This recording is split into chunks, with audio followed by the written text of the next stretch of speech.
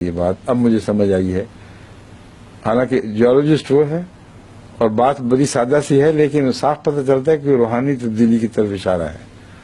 یعنی لوگ منجمد ہیں، کوئی ان میں گرمی نہیں ہے، کیسے ہوگی؟ اس کے بعد میں وہاں سے نیچے اترتا ہوں تو نیچے ہماری کار کھڑی ہے، اس میں سامان لدا ہوا ہے جیسے سفر کی تیاری ہو، اور بی بی وغیرہ بیٹھے ہوئے ہیں، مونا بھی اگلی سیٹ پہ ہے، پیچھے سامان ومان بچے طوبہ وغیرہ سب پیچھے بھرے پڑے ہیں. تو میں یہ دیکھتا ہوں کہ وہ جو رشیا کے پہاڑ ہیں وہ برف پگھلنے کی بجائے، پہلے برف کا پگھلا ہوا نظارہ تھا نا، وہ چھوٹے پیمانے پر تھا،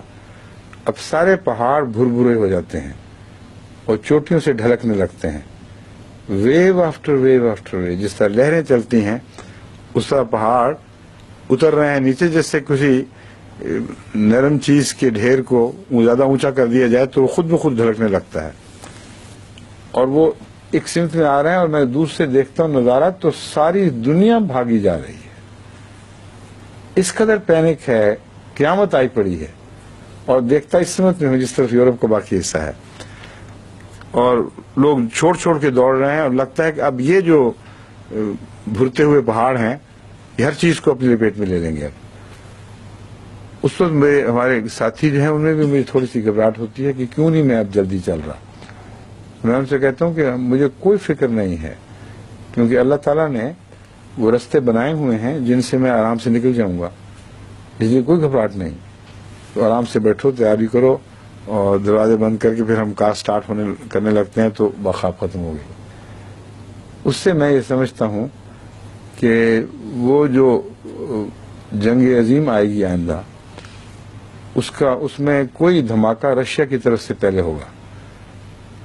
کوئی آغاز وہاں سے شروع ہوگا، اور پھر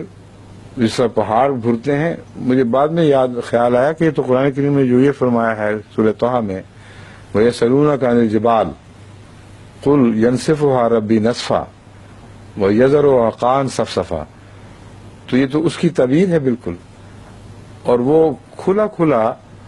منظر ہے آئندہ قوموں کی ترقی اور ان کے تنزل کا، اور اسلام کے راستے میں جو حائل ہیں وہ پھر اسلام قبول کرنے کے لیے آمادہ ہوں گے جب وہ ان کے تکبر ٹوٹ جائیں گے. تو یہ رویا دراصل اسی کی تفسیر ہے،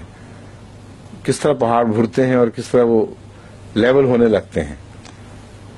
تو ہو سکتا ہے آغاز رشیا ہی کی طرف سے ہو کسی وجہ سے. ابھی تک تو دوستیاں ہیں لیکن ظاہری دوستیاں، حقیقی دوستی کوئی نہیں ہے. کوئی ایسا واقعہ ہو جائے، وہاں اندرونی انقلاب آ جائے، سخت گیر لوگ دوبارہ حاکم ہو جائیں، کوئی اور ایسا واقعہ ہو جس کے نتیجے میں پھر وہ دھماکہ ہو جائے. تو یہ احتمالات سب احتمال نہیں بلکہ یقیناً ہونے والی باتیں ہیں جو آئندہ زمانے میں ہوں گے. اب اللہ بہتر جانتا ہے ہم دیکھیں گے یا بعد میں لوگ آنے والے دیکھیں گے، لیکن